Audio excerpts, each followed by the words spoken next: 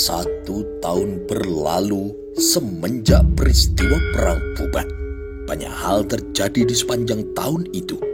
Namun, Gajah Mada yang telah menjadi orang biasa menutup mata dan menutup telinganya. Gajah Mada tidak ingin mendengar berita apapun. Dengan kegigihannya, Gajah Mada berhasil mengubah air terjun sapi yang mulanya angker kini telah menjadi tempat yang menyenangkan. Jalan-jalan setapak yang kukuh dari bebatuan kini telah dibangun. Dengan jalan itu, orang bisa sampai ke dasar air terjun dengan lebih mudah.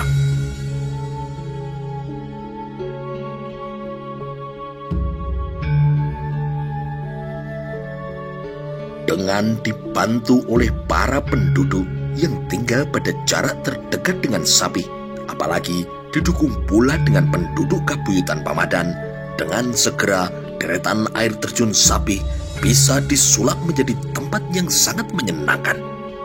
Pada dasarnya, tempat yang tertutup dan banyak ditumbuhi oleh pohon-pohon besar menjadi tempat tinggal yang menyenangkan bagi para demit.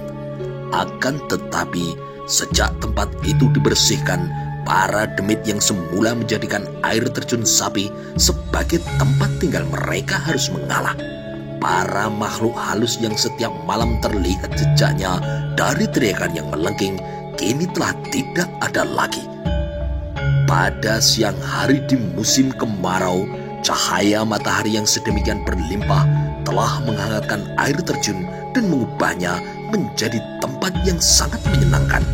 Malam harinya, ketika rembulan tengah purnama, pemandangan di tempat itu pun juga indah tiada tara. Dan hal itu telah menyebabkan Gajah Mada dan para penduduk yang tinggal tidak jauh dari tempat itu merasa betah untuk menghabiskan waktu bersemedi atau melakukan kegiatan yang lain di sana. Gajah Mada juga membangun sebuah padepokan dengan pagar-pagar yang kukuh. Pagar yang mengelilingi pekarangan itu terbuat dari bilah-bilah kayu dan dibuat amat rapat. Hal itu menjadi jaminan babi hutan dan binatang buas yang lain tidak mungkin bisa masuk. Tidak hanya penduduk Kabuyutan Pamadan yang membantu Gajah Mada dalam membangun padepokannya, penduduk Kabuyutan Saleces juga berbondong-bondong ke tempat itu untuk turut serta bekerja. Gajah Mada tidak menjadikan padepokannya tertutup untuk orang lain yang ingin menikmati indahnya alam sapi. Gajah Mada justru membuka pintu seluas-luasnya sehingga banyak orang yang berdatangan ke tempat itu. Setahun sudah Gajah Mada menempati padepokannya. Ia mengisi waktu dengan kegiatan bercocok tanam. Keberadaan Gajah Mada di antara para penduduk Pamadan dan ada kalanya ia berkunjung ke Kabuyutan Saleces telah menjadikan pertanian di dua tempat itu maju dengan sangat pesat, jauh melebihi Kabuyutan dan pedukuhan yang lain. Orang-orang Pamadan bekerja dengan sangat keras. Nyaris setiap jengkal tanah yang mereka miliki ditanami tanaman yang bisa menghasilkan. Setiap pagi, berbagai jenis sayuran diangkut dengan menggunakan kereta kuda ke Iwangga. Dari Iwangga, sayuran itu kemudian dijual ke ibu kota Raja Majapahit atau akan terserap habis di berbagai pasar yang tersebar di sepanjang pantai Madura. Kabuyutan Saleces tidak mau kalah. Ki Buyut Saleces memimpin warganya untuk maju bersama. Kabuyutan Saleces yang tidak sesubur Kabuyutan Pamadan harus diolah dengan sangat lebih keras. Dengan semangat yang berkobar mekantar-kantar semacam itu, Saleces dibawa maju dan membangkitkan rasa iri para pedukuhan yang lain. Dengan hasil buminya, Saleces kini telah berubah menjadi Kabuyutan yang makmur. Jalan-jalan dibangun dan dilebarkan. Di tiap ujung jalan dibangun gapuro, papan manembah baik bagi mereka yang menganut agama Siwa maupun yang menganut agama Buddha dibangun dengan megah berdampingan. Pertanda aturan-aturan tripaksa telah diterjemahkan dengan sangat baik. Kerukunan beragama dan sikap tenggang rasa kini telah benar-benar dijaga. Ki Buyut Saleces yang semula amat mengagungkan Siwa dan memanfaatkan kekuasaan yang dimilikinya untuk membendung agama Buddha kini bersikap lebih terbuka. Kibuyut Saleces akhirnya merasa bahagia mendapat Sawendar Prasasti hidup berbahagia berdampingan dengan suaminya. Apalagi Sawendar Prasasti telah memberinya seorang cucu laki-laki yang sehat.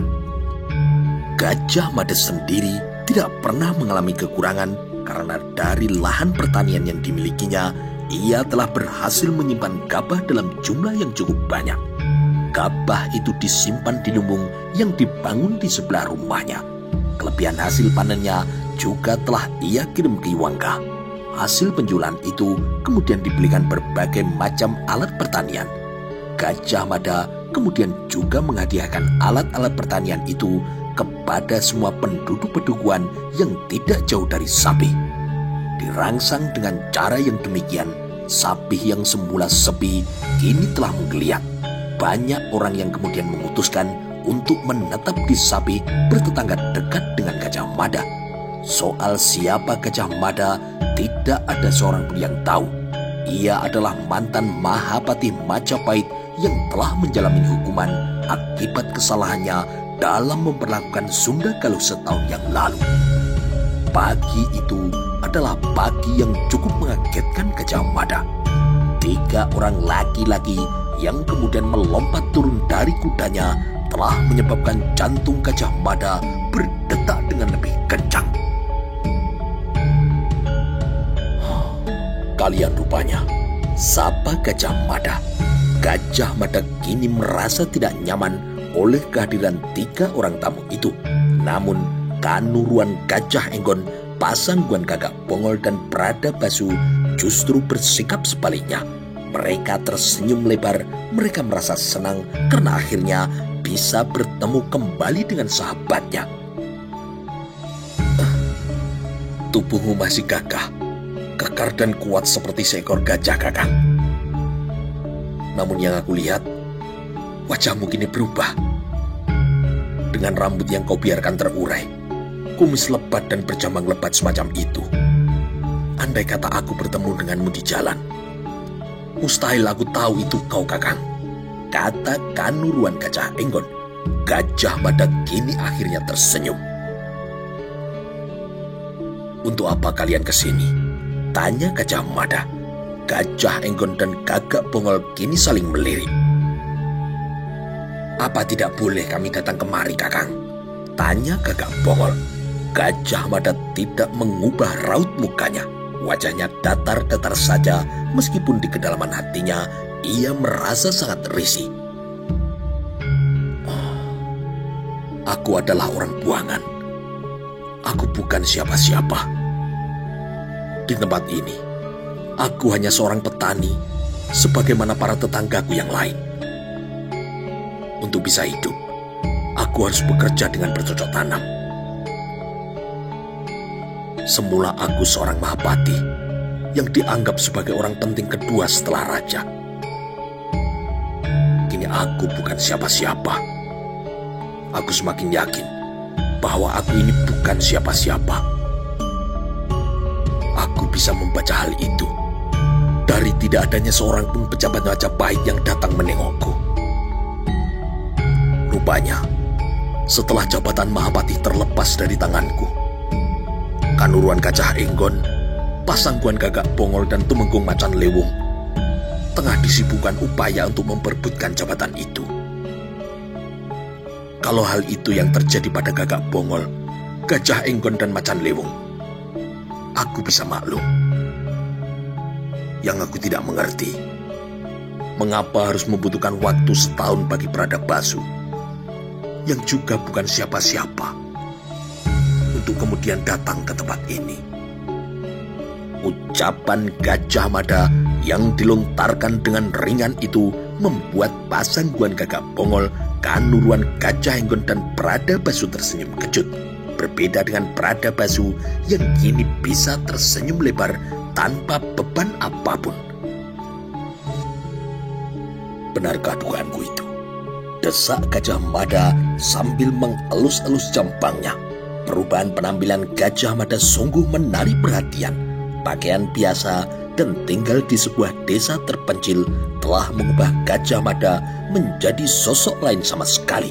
badannya yang dulu berkesan pendek dan kekar masih tetap sama. Kulitnya juga masih tetap gelap, bahkan bertambah lebih gelap. Hal itu karena setiap hari Gajah Mada harus bergelut dengan lumpur dan berhadapan dengan terik matahari secara langsung. Rambutnya yang dibiarkan terurai panjang hingga ke bahu kini berwarna dua, hitam dan putih. Rambut Gajah Mada secara kasat mata terlihat lebih banyak putihnya daripada hitam. Yang tidak biasa adalah jambang dan kumisnya yang tebal yang kini menutupi mulutnya. Prada Basu kini tersenyum. Ia melongok-longok mencari-cari, namun sejatinya telah ia siapkan sebuah serangan telak. "Siapa yang kau cari?" tanya Gajah Mada. Prada Basu kini makin mengumbar senyumnya. "Mana istrimu, Kakang?" tanya Prada Basu.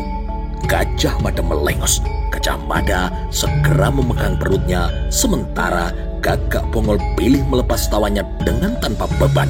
Keberadaan seorang istri memang bisa menjadi bahan guyonan. Namun baik Gajah Enggon, Gagak Bongol maupun Prada Basu harus bertenggang rasa serta menjaga guyon itu agar jangan sampai berlebihan. Prada Basu kini mengerutkan kening ketika melihat seorang perempuan muda dan cantik muncul dalam menyajikan minuman. Dengan santun, perempuan yang berusia sekitar 20 tahun itu kini menyuguhkan minuman hangat. Perempuan itu sungguh sangat menyita perhatian. Melihat itu, Gajah Mada membiarkan senyumnya kini mengembang. "Akhirnya, kau memutuskan untuk memiliki seorang istri, Kakang?" tanya Prada Basu. Dari pandangan matanya, Gajah Enggon dan Gagak Bongol menyiratkan perasaan yang senada. Dengan pandangan takjub, Gajah Enggon memperhatikan sosok perempuan muda yang kemudian lenyap di balik pintu yang tertutup. Gagak Bongol akan melepas senyum, namun sekuat tenaga ia menahan diri untuk tidak tersenyum. "Jadi perempuan semacam itu yang telah menjadi seleramu, Kakang?" letup Prada Basu. Gajah Mada memilih untuk tidak segera menjawab. Rasa penasaran Gajah Enggon kini juga segera mempuncak. Gajah Enggon bisa mengukur perempuan yang baru saja menyajikan minuman itu berwajah cantik. Derajat penasaran itu semakin menjadi-jadi ketika dari arah rumah kemudian terdengar tangis bayi. Kemerlapan kini tatapan mata Gagak Bongol. Gajah Mada hanya diam sambil terus mengumbar senyum ketika Gagak Bongol memegang lengannya dan kemudian mengguncangnya dengan cukup keras. "Itu anakmu, Kakang?" tanya Gagak Bongol. Gagak Bongol dan Gajah Enggon akhirnya merasa telah bulat pada kesimpulannya.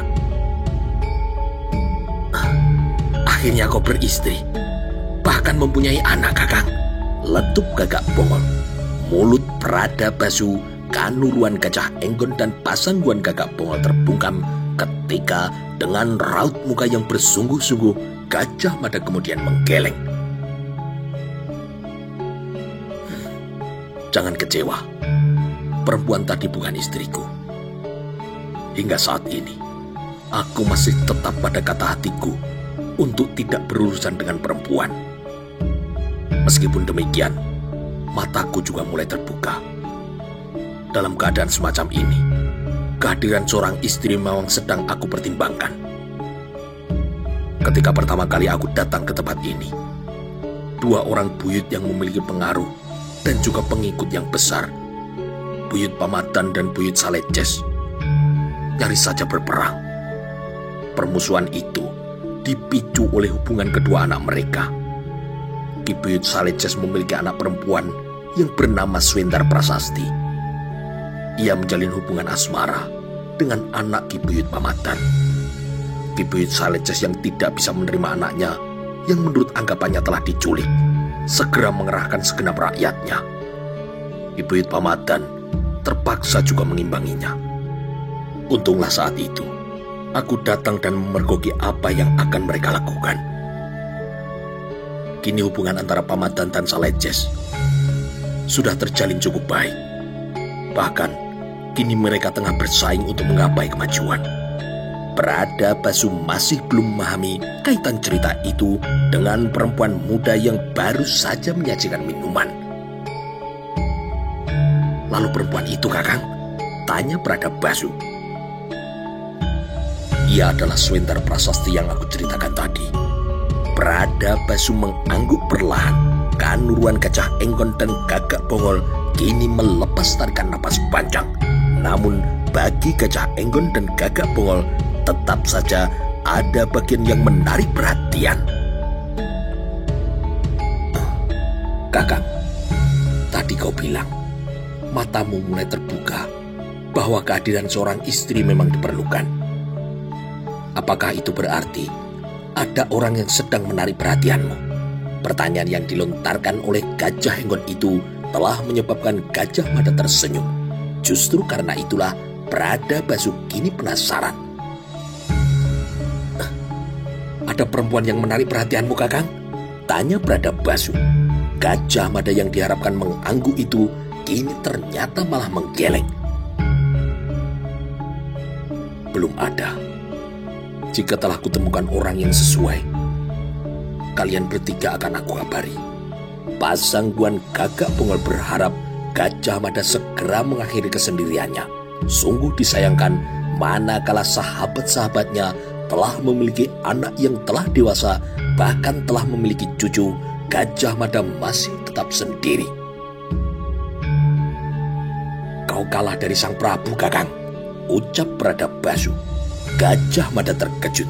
Gajah Mada yang selama ini dengan sengaja menutup telinga dari berita apapun segera mencuatkan sebelah alisnya. Aku kalah dari Sang Prabu? Tanya Gajah Mada. Prada Basu kini mengangguk. Kau sama sekali tidak mengikuti perkembangan yang terjadi di istana, Kakang? Tanya Prada Basu.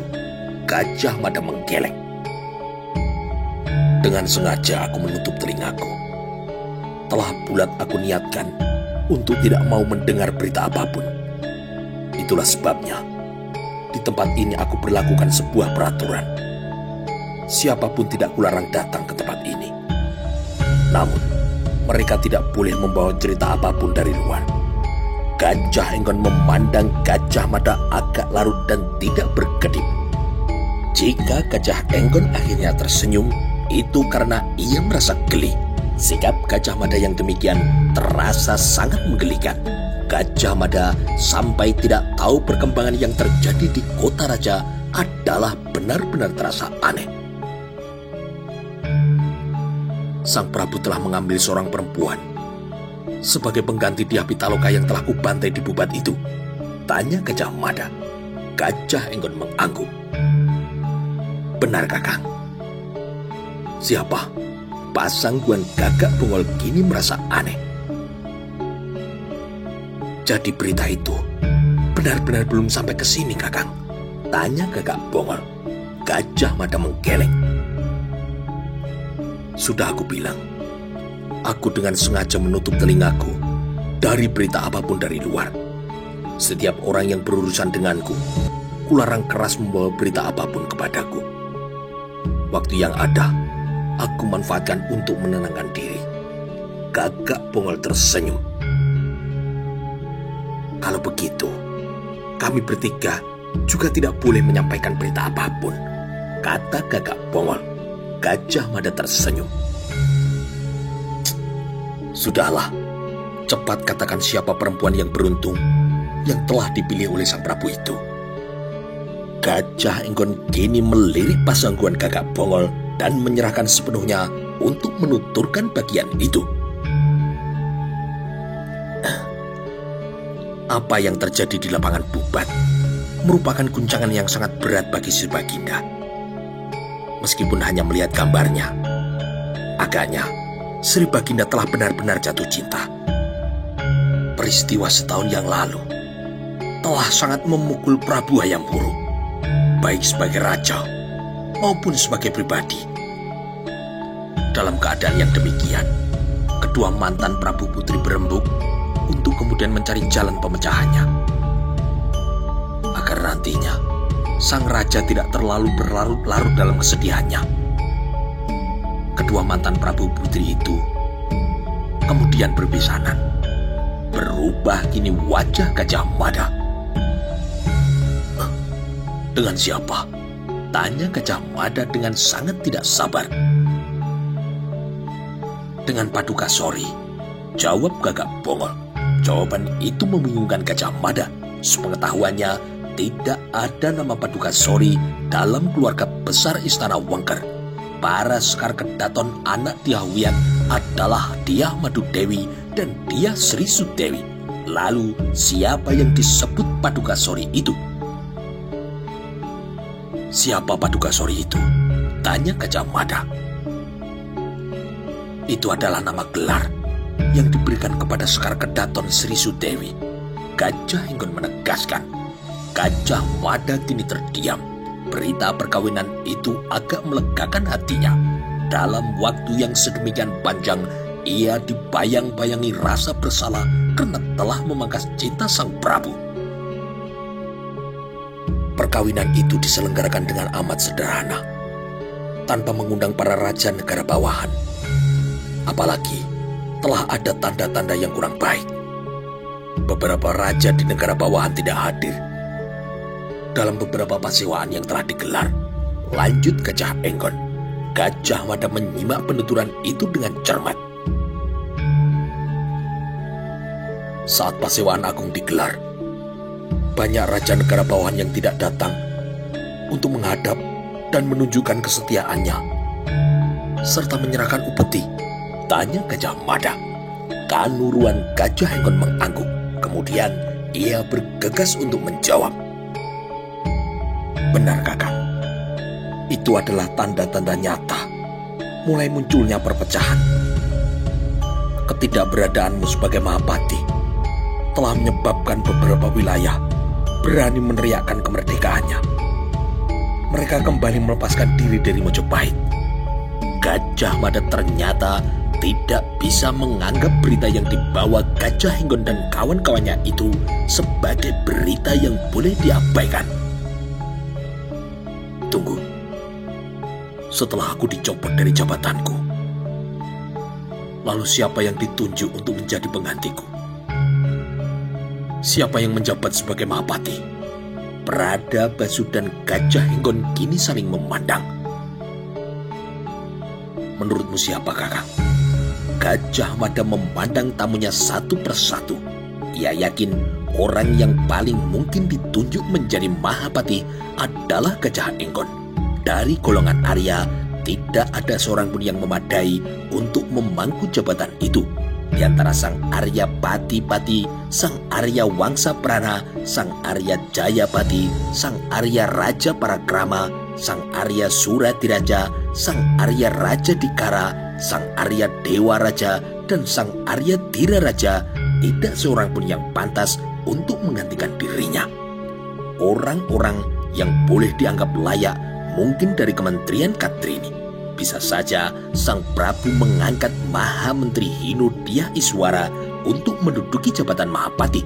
Akan tetapi Prabu Hayam Wuruk dan para Pahom Narendra tidak mungkin mengangkat sosok yang akarnya dianggap lemah. Ia juga tidak mungkin mengangkat pejabat dari Kementerian Katrini lainnya. Mahapati haruslah orang yang kuat dan mengakar kukuh di keprajuritan. Hanya ada 3 sosok yang pantas untuk menggantikannya. Pada urutan pertama adalah Kanuruan Gajah Henggon, yang kedua adalah Pasangguan Gagak Bongol, dan yang ketiga adalah Tumenggung Macan Lewu. Andai kata Pradabasu masih mengabdikan diri menjadi prajurit, boleh jadi Pradabasu menjadi salah satu calon yang harus diperhitungkan. Di luar nama-nama itu, Gajah Mada tidak melihat sosok yang pantas untuk menggantikan dirinya. Namun, siapa tahu Pahom Narendra memiliki pilihan lain. Aku mengira kau, kata Gajah Mada yang ditujukan kepada Gajah Henggon. Gajah Henggon ternyata menggeleng. Kau, pertanyaan itu kemudian diarahkan kepada Gagak Bongol. Gagak Bongol tertawa. Haha, Aku? Siapa aku ini, Kakang? Sampai-sampai harus ditunjuk menggantikanmu. Aku pasangguan Gagak Bongol. Jabatan dan pangkatku tidak mungkin naik lagi. Dan mentok hanya sampai di situ. Gajah Mada kemudian memandang Pradabasu. Dipandang semacam itu, Pradabasu segera mempersiapkan diri.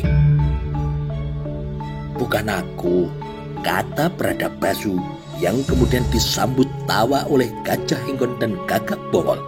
Gajah Mada tidak menangkap guyon itu. Pandangan matanya kini masih tetap terlihat beku. Jangan-jangan macan lewung. Gajah Henggon tersenyum. Gajah Mada kemudian menduga boleh jadi macan lewung yang ditunjuk menggantikannya. Apalagi pada saat-saat terakhir ia kehilangan jabatannya, macan lewung yang semula berpangkat senopati itu tiba-tiba melesat jabatannya menjadi seorang tumenggung. Dengan pengalaman yang dimilikinya, bisa jadi tumenggung macan lewung yang diangkat menjadi seorang mahapati. Apalagi jabatan dan pengalamannya juga cukup memadai. Jadi macan lewung, ulang Gajah Mada. Ternyata 3 tamunya itu tidak ada yang mengangguk. Tian. Lalu Hayam Buruk mengangkat siapa? Gagak Bongol kini menggerakkan bahunya. Jabatan itu kosong hingga sekarang, Kakang. Ucapan Gagak Bongol itu telah menyebabkan Gajah Mada terhenyak. Untuk sementara, jabatan Mahapati dikosongkan dan ditangani langsung oleh Sang Prabu. Beberapa kebijaksanaan ada kalanya diambil berdasarkan saran dari Pancaprabu atau saran dari Kementerian Katrini. Ada kalanya pula dari kami. Apa yang terjadi adalah sebuah kemunduran. Berita tentang perang Bubat telah menyebar kemana-mana. Kisah menyedihkan yang terjadi setahun lalu itu sudah diketahui negara-negara bawahan dari Onim di timur hingga Tumasek di barat. Berita yang mereka anggap penting bukan perang Bubatnya, Kakang, tetapi pencopotanmu dari kedudukan Mahapati. Tidak berkedip kini Gajah Mada dalam memandang ketiga tamunya. Gambaran seperti itu yang terbaca ketika digelar pasewan tahunan. Beberapa negara bawahan hanya mengirim utusannya. Namun beberapa raja di Tanjung Pura dan Bali malah tidak mengirim utusan. Negara-negara bawahan di Banggai hanya mengirim utusan dengan jumlah upeti yang menyedihkan. Tuan rumah yang gelisah itu kini berjalan mondar-mandir. Namun gelisah macam apapun yang membujah di benaknya, Gajah Mada tidak punya hak apa-apa untuk berbuat apapun. Ia kini bukan siapa-siapa. Mau bertindak apa manakala ia tidak memiliki wewenang. Apa boleh buat? Gajah Henggon kini terkejut. Apa boleh buat bagaimana, Kakang? Gajah Mada kemudian tertawa. Aku harus bagaimana? Sekarang ini, aku bukan siapa-siapa lagi.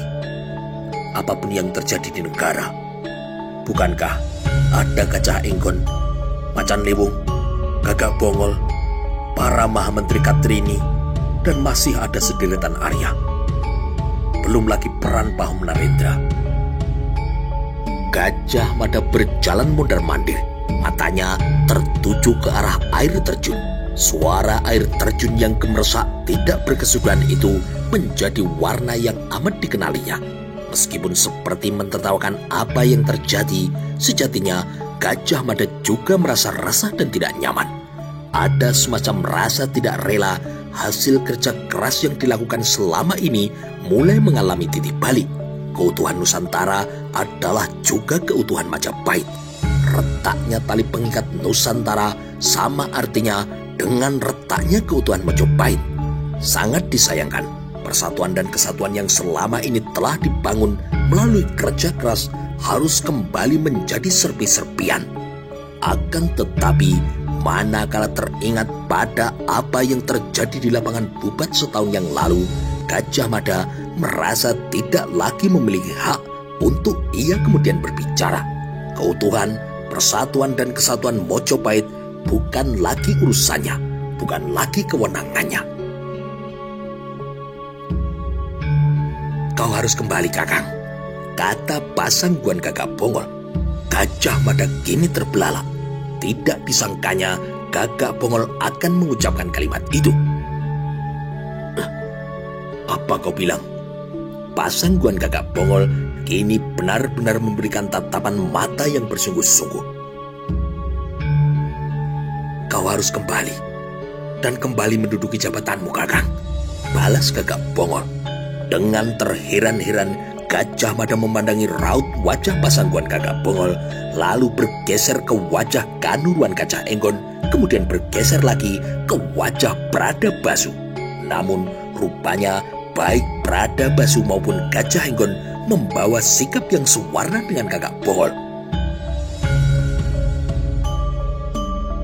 Benar, Kakang, sebaiknya kau kembali, tambah Kanuruan Gajah Enggon. Dengan tegas Bradabasu kini juga mengangguk.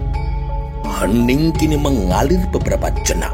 Gajah Mada kini mencoba mencermati keadaan berdasarkan oleh-oleh yang dibawa oleh para sahabatnya itu.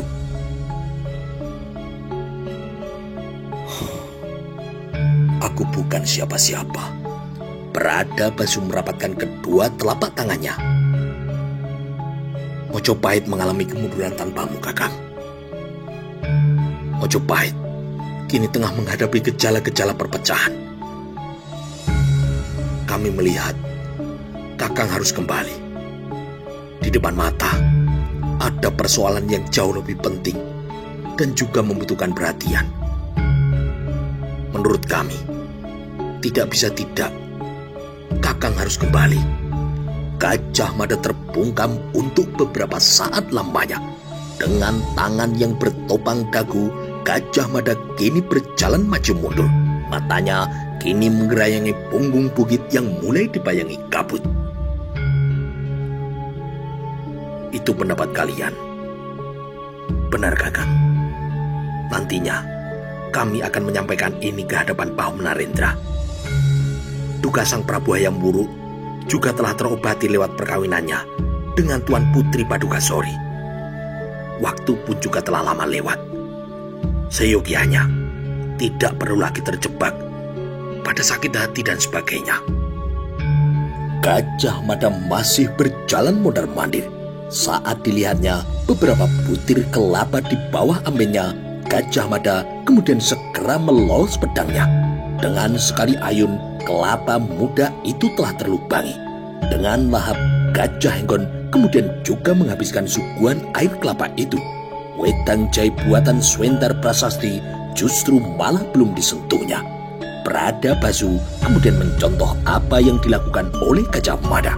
Ia melolos pedangnya dan dengan sekali ayun pula, pedang yang amat tajam itu telah melubangi batok kelapa muda. Dengan tidak kalah lahap, Bradabasu meneguk air kelapa itu hingga tanpa sisa. Hanya Pasangguan Gagak Bongol yang memilih menikmati hangatnya wedang jahe.